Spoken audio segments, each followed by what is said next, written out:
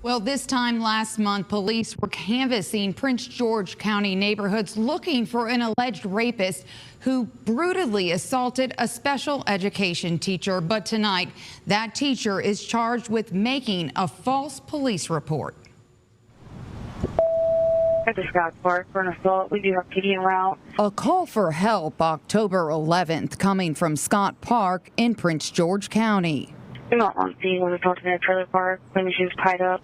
The patient's going to be deaf and covered in blood. That female, according to court records, was Alicia Farrell, who at the time was working for the Prince George County school system as an early childhood education teacher at Beasley Elementary. She did a lot for our special needs daughter. One of her former students is at play in the same park where a rape investigation was unfolding a month earlier. Honestly, my reaction is just surprised.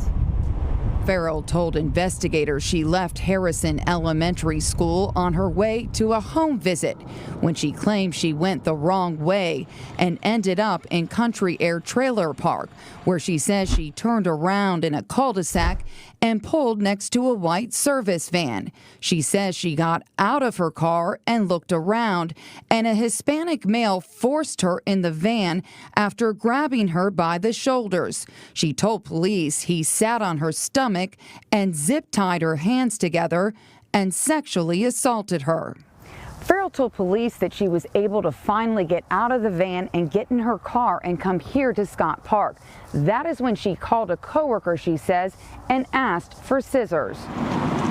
The coworker cut her free and called 911, reporting the alleged rape, and said Farrell was covered in blood. Records show nearly a week later, Farrell confessed lying about the rape, said the blood on her clothing was fake Halloween blood, and she had zip-tied herself. She also admitted communicating with people about the rape using a fake number through an app on her phone, pretending to be her husband, who doesn't exist. Sources say she also faked being pregnant with twins earlier in the year. When I found out who it was, the anger dissipated to shock and then just disappointment that she could do that and just turn around and face influential youth. Farrell still holds an active license with the Virginia Department of Education. I hope that she gets better, but I don't want my kid around her alone. Retired Superintendent Charles Maranzano says to ensure that, the state needs to step in. One does not need a conviction, as you know. When we have a person who is demonstrating very unstable behavior, as in this particular case, you certainly do not want that person working with children.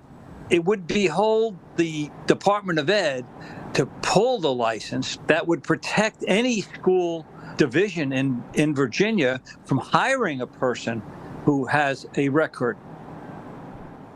Now, we reached out to the VDOE. A spokesperson confirmed that the school division reported the incident and said in part, quote, an alert was placed on the license so other divisions would be aware if they tried to hire her.